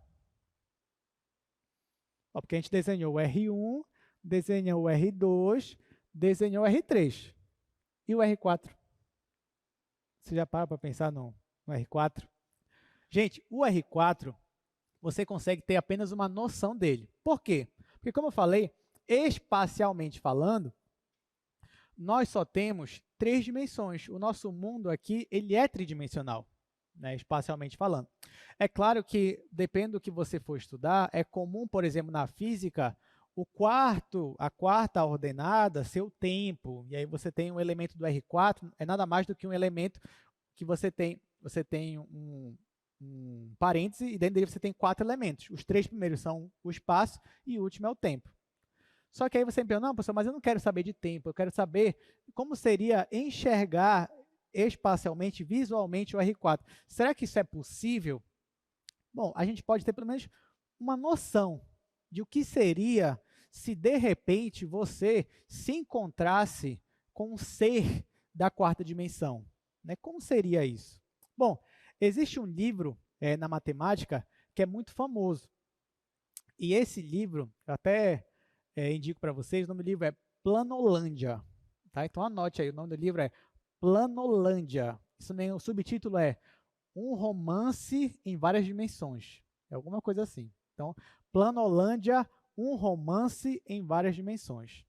Nesse livro, você vai ver que o personagem principal dele é um quadrado. Então, sim, os personagens lá da Planolândia são a maioria polígonos, né? Então, você tem o quadrado, você tem o triângulo, você tem um pentágono e assim por diante. Né? Então, nesse mundo, como o próprio nome diz, já que o nome é Planolândia, então esse mundo ele é todo bidimensional. Então, imagina, imagina um mundo aqui, ó, imagina um plano aqui. Tá?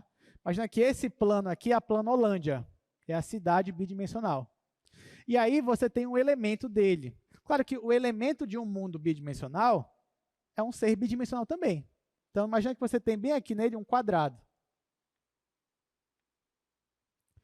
Então, o quadrado ele é o personagem principal do livro, da Planolândia. E aí a história começa, né, o enredo aqui do livro começa, quando o quadrado ele se encontra com a esfera. Só que a esfera ela é um elemento o quê? Tridimensional. Então, olha só, o quadrado está aqui, está na casa dele, a casa dele é como se fosse algo assim. Imagina a casa dele é isso daqui, então ele está aqui na casa dele, tem uma porta aqui para ele sair. E aí, de repente, surge aqui uma esfera. Só que a esfera ela está acima do plano. Tá? Então, ela vem aqui, ó.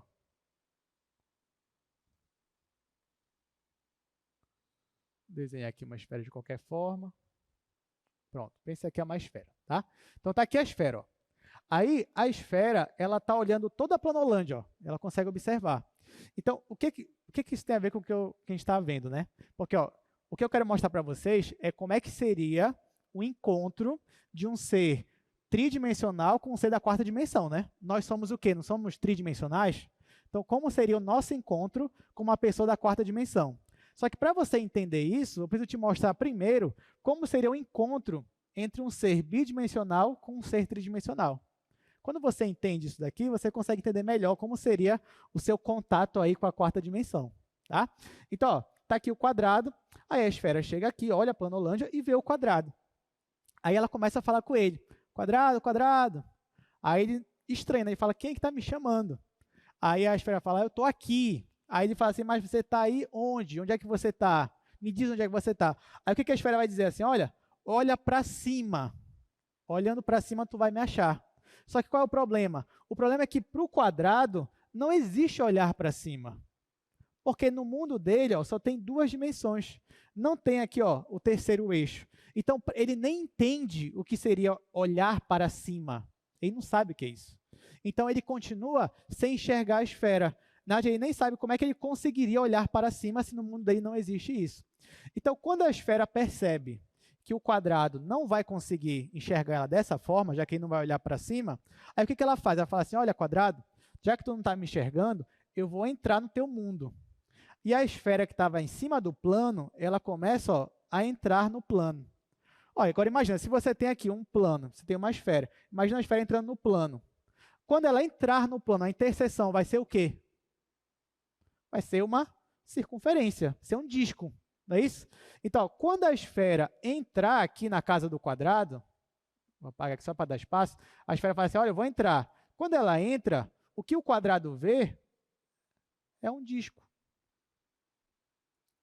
Só que a esfera, ela poderia, conforme ela vai entrando no plano, esse disco ele vai aumentando, até chegar ao máximo, né, que é a metade dela, e se ela continuar entrando, aí o quadrado, ou esse círculo aqui, ele vai começar a diminuir.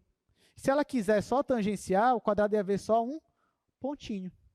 Então, note que apesar do quadrado não conseguir enxergar a mesma esfera, mas quando a esfera ela interage com o mundo do quadrado, o quadrado consegue enxergar partes dela. Na verdade, ele enxerga a esfera como se fosse uma circunferência. E aí, onde é que eu quero chegar com isso? Onde eu quero chegar com isso é que se algum dia você tiver contato com alguém da quarta dimensão, ele vai chamar você e você vai dizer, mas onde é que você está? Aí ele vai dizer assim, olha para... Aí ele vai dizer alguma coisa que você não vai entender. Tipo, olhar para cima daqui, né? Só que ele não vai falar olhar para cima, ele vai falar outra coisa que a gente não entende. Ele vai dizer, olha X. Aí você vai dizer, mas o que é olhar X? No meu mundo não tem esse negócio de olhar X. Aí ele vai dizer para você, não, então espera aí que tu vai me ver. Aí ele começa a entrar no nosso mundo tridimensional. Só que quando ele entra, você não vai enxergar ele na sua totalidade. Você vai enxergar o quê? Um ser tridimensional, que pode aumentar ou diminuir conforme ele vai entrando ali no nosso mundo. Então, isso seria uma pequena noção do que seria o seu encontro ali com a quarta dimensão.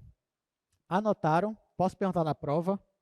Qual o nome do livro que o professor falou? Valendo 5 pontos, é Planolândia, já ganhou? Posso, né? Então tá bom. Então é isso, gente. Com isso a gente, claro, vocês já perceberam que para o R4 já teve toda uma dificuldade aqui que tive que contar uma história para vocês. A gente não vai continuar com R5, R6, não. A gente vai parar por aqui, tá bom? Agora a gente vai continuar seguindo com o nosso assunto. Pois agora nós vamos falar de distância entre dois pontos. Então essa aqui é quase que a primeira aplicação do que nós estamos vendo aqui na questão geométrica.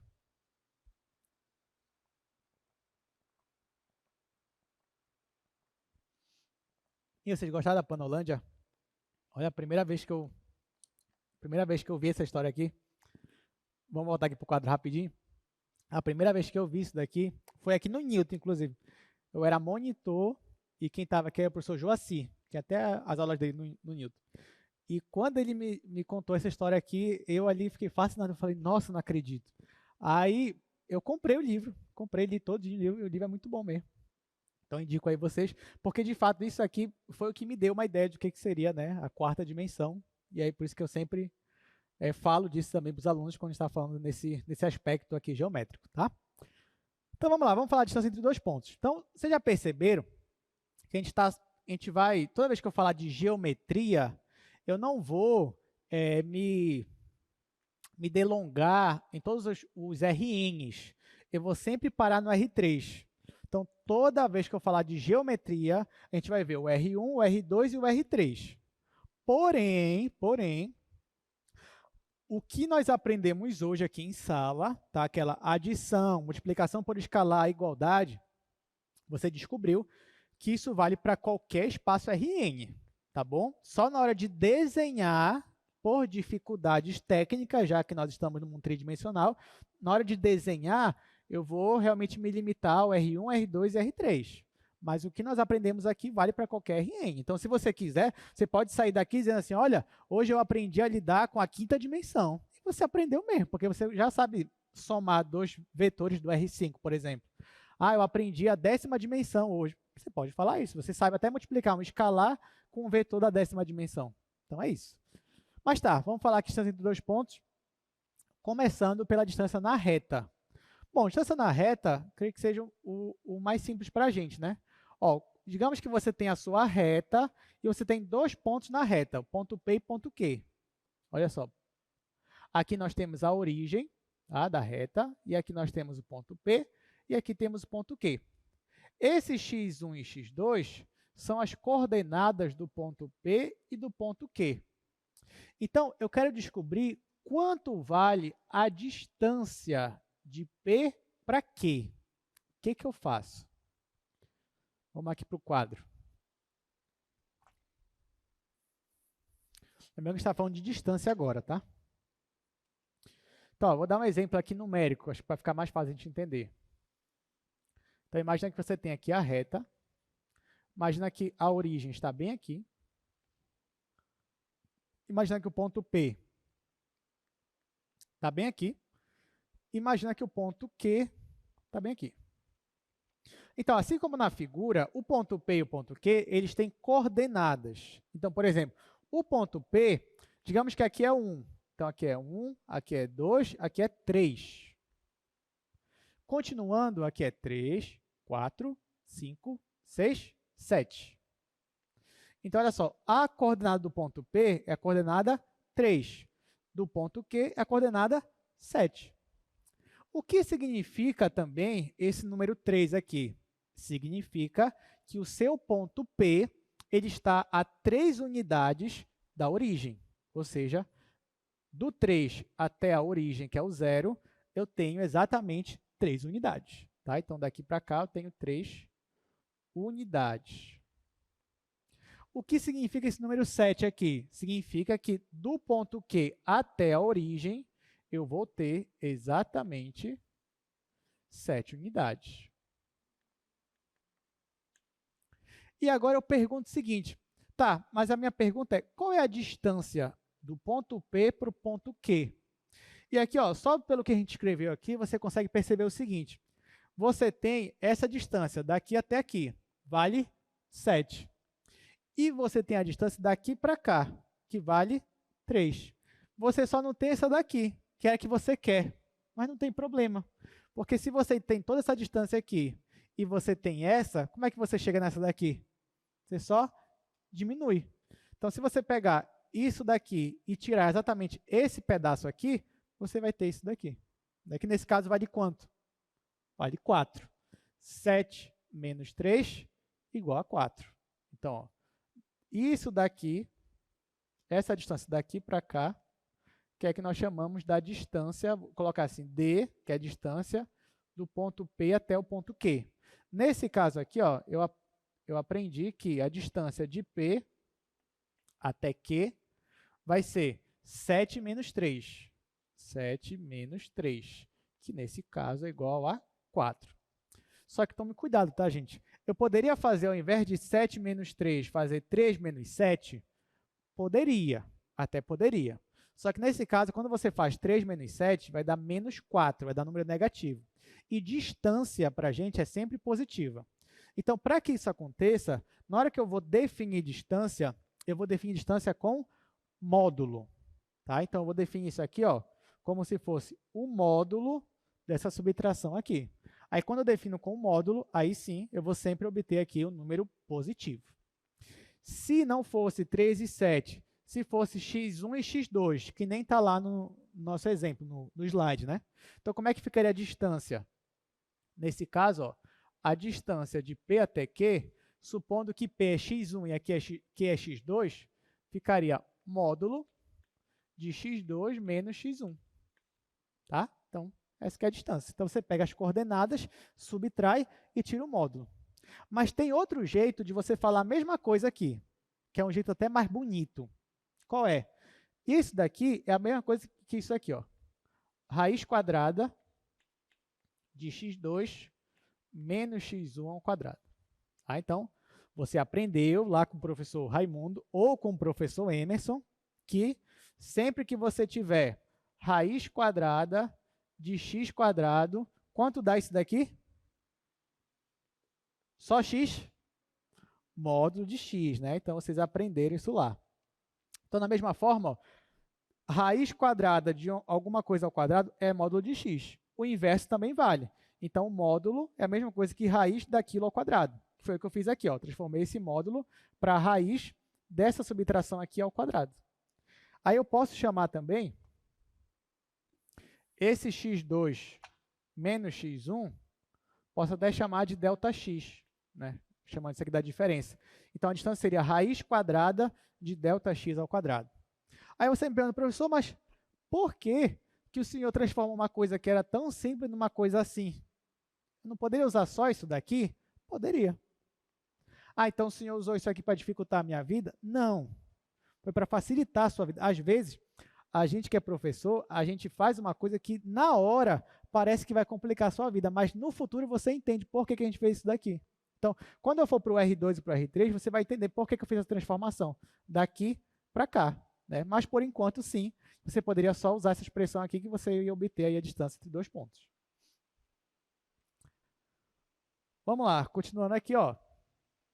Então, a distância entre dois pontos, P e Q, é dada por essa expressão aqui, que vai aparecer no slide para vocês daqui a pouco.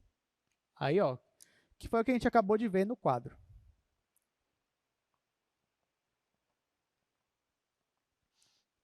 Ó, então, exercício. Calcule a distância entre os pontos P e Q na reta de coordenadas menos 7 e 5, respectivamente. Tá, então, bora fazer esse exercício aí, né?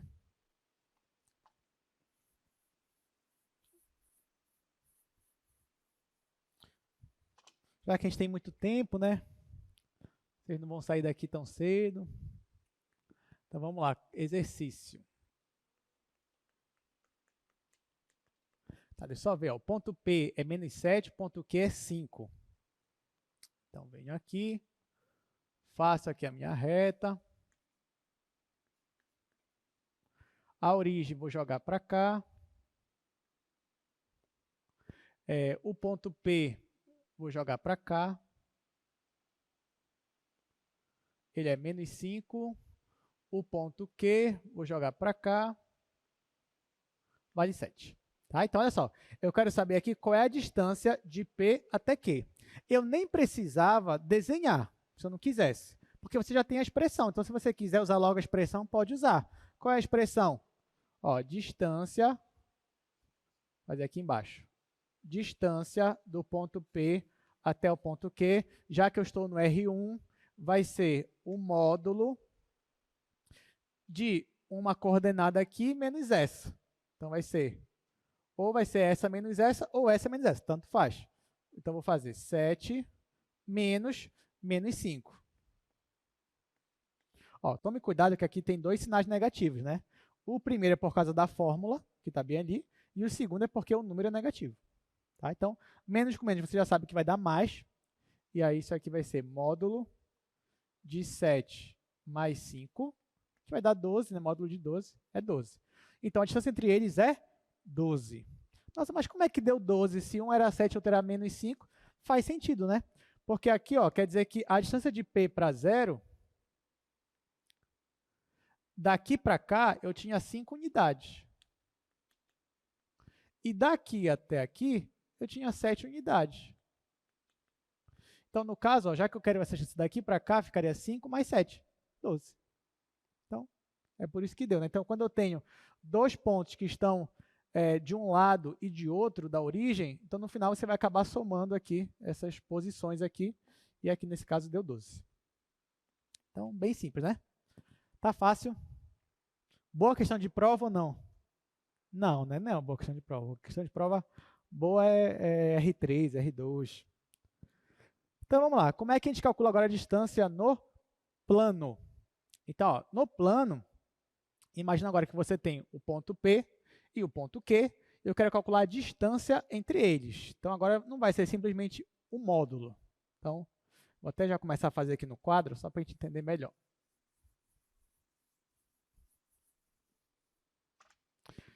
Então, ó, R2.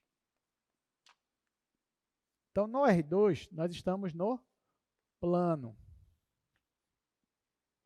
Então, no plano, imagina que você tem dois pontos. Você tem aqui o ponto P e você tem bem aqui o ponto Q. Tanto o ponto P quanto o ponto Q tem coordenadas. Então, eu vou chamar aqui, ó, a do P, vou chamar x1, y1. E a do ponto Q, vou chamar x2. E aqui vou chamar de y2. E olha só, eu estou interessado na distância de P até Q. Então, na verdade, eu estou interessado nesta reta aqui, ó, que vai desse ponto até esse ponto aqui. Como é que eu faço para achar essa reta, o valor dessa distância? Ora, eu vou bem aqui, ó, eu vou prolongar esse tracejado que eu fiz bem aqui, ó, vou prolongar para cá. E aqui, ó, só vou deixar mais forte aqui também. Então, se você reparar, bem aqui, né, eu formei um triângulo. Esse triângulo aqui, ele é um triângulo retângulo. Aí eu te pergunto, quem é a altura desse triângulo retângulo? No caso, é essa medida aqui. Só que quem é essa medida, gente? É o y2 menos o y1. Tá? É essa altura aqui menos essa altura. Quando eu pego esse pedaço e tiro esse pedaço, eu fico com esse pedaço aqui. Então, essa altura aqui, eu posso chamar de ΔY. Por quê? Porque é y2 menos y1. E quem é a base do meu triângulo? A base vai ser essa medida aqui, ó. Mas quem é essa medida? Vai ser esse pedaço, menos esse pedaço. Quem é esse pedaço? x2. Quem é esse daqui? x1. Então, quem é esse daqui? x2 menos x1, que eu posso também chamar de ΔX.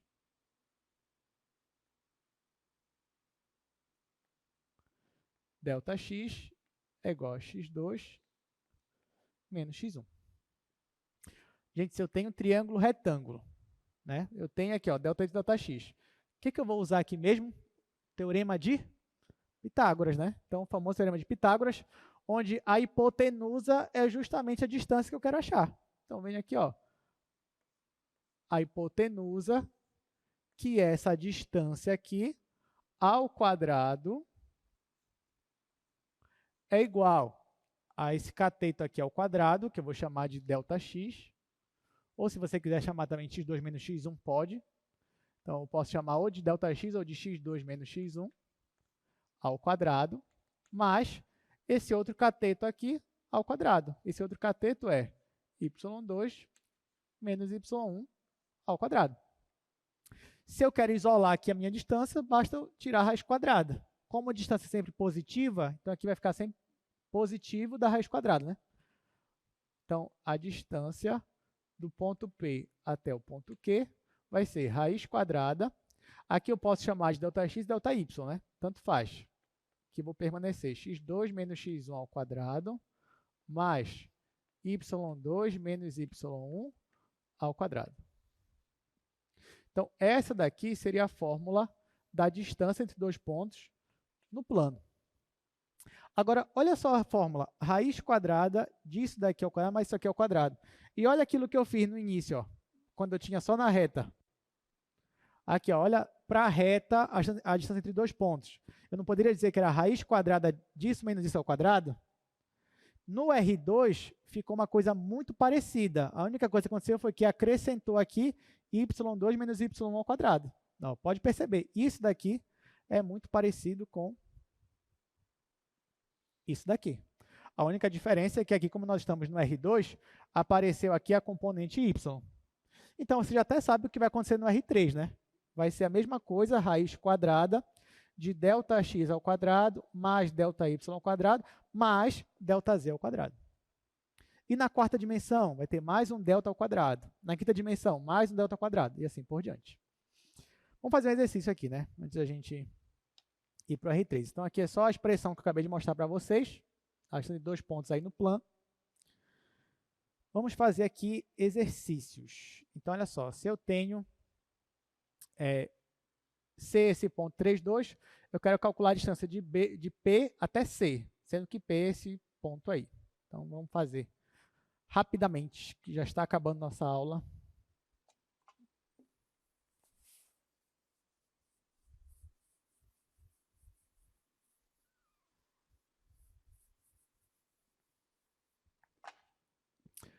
Exercício número 1. Então, olha só, eu tenho aqui um ponto C. Ponto C é o ponto 3, 2. O ponto P é o ponto 2 e raiz de 3 mais 2. Aí eu quero a distância entre esses dois pontos.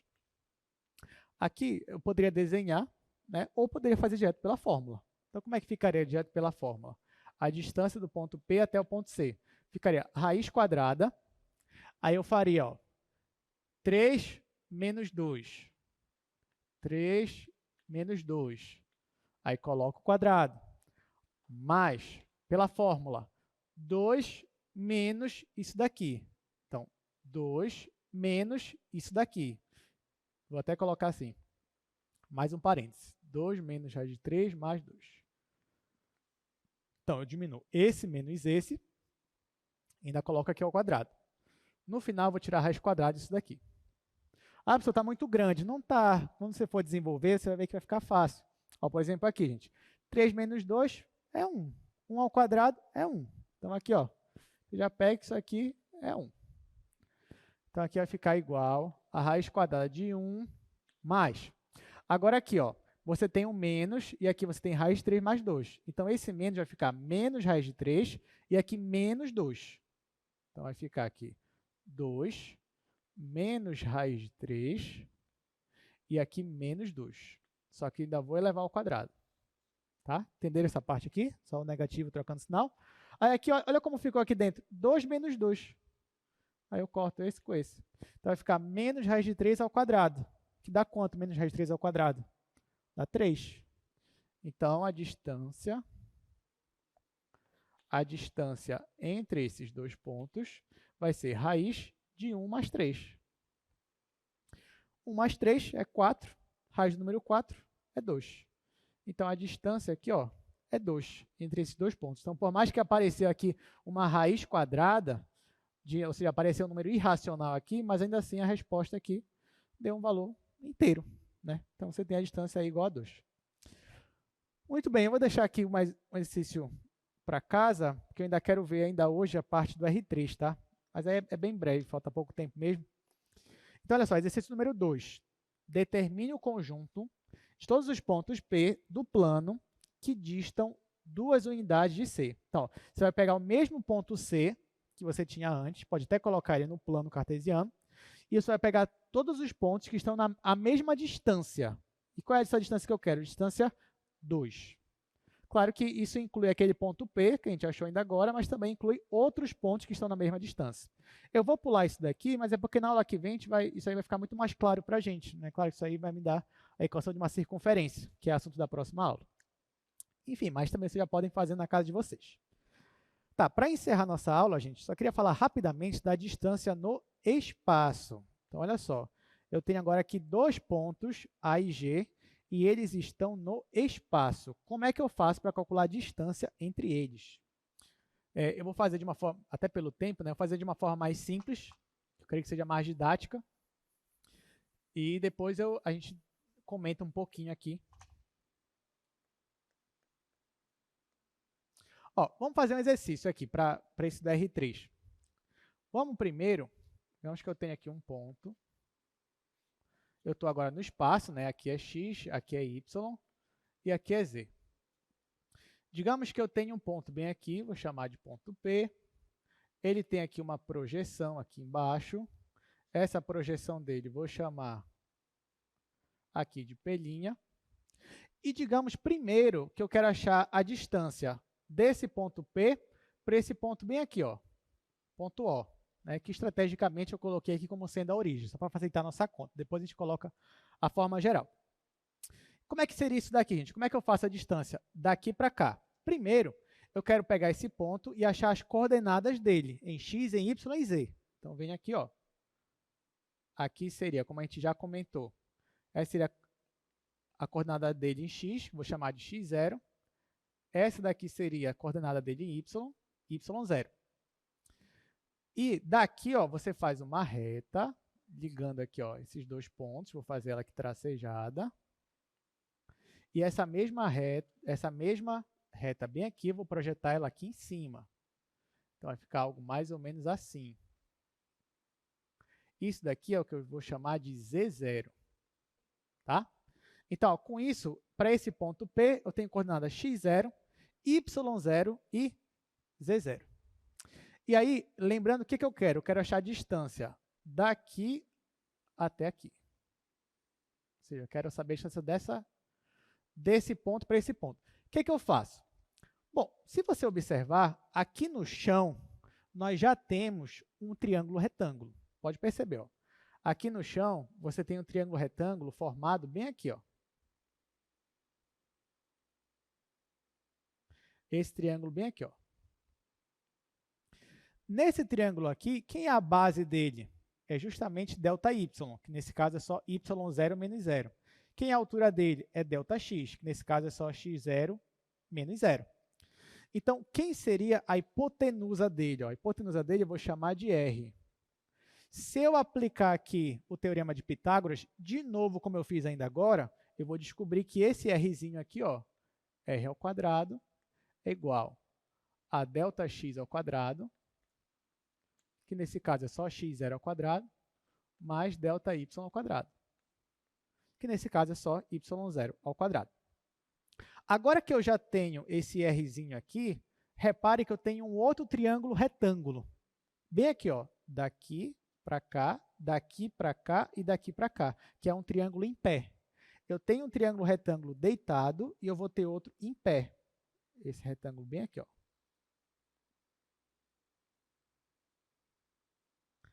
Nesse triângulo retângulo em pé, eu vou ter como base esse R, a minha altura é o meu ΔZ, que é o meu Z0, e a minha hipotenusa dele é justamente a distância que eu quero achar. Então, agora ó, que eu tenho este triângulo aqui, retângulo, que está em pé, a hipotenusa dele é a distância de OAP, a base dele é R e a altura dele é o ΔZ, que nesse caso é Z0. Então, aqui ó, a distância do meu ponto O até o ponto P, aplicando o teorema de Pitágoras, isso aqui ao quadrado é igual a R ao quadrado mais ΔZ ao quadrado, que nesse caso é só Z0. Mas quem é R quadrado? Não é ΔX ao quadrado mais ΔY ao quadrado? Então, vou substituir R ao quadrado por isso daqui.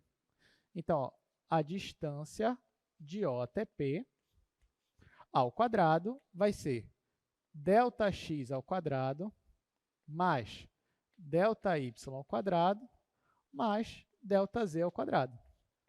E agora, o que eu faço? Só tiro a raiz quadrada. Então, a distância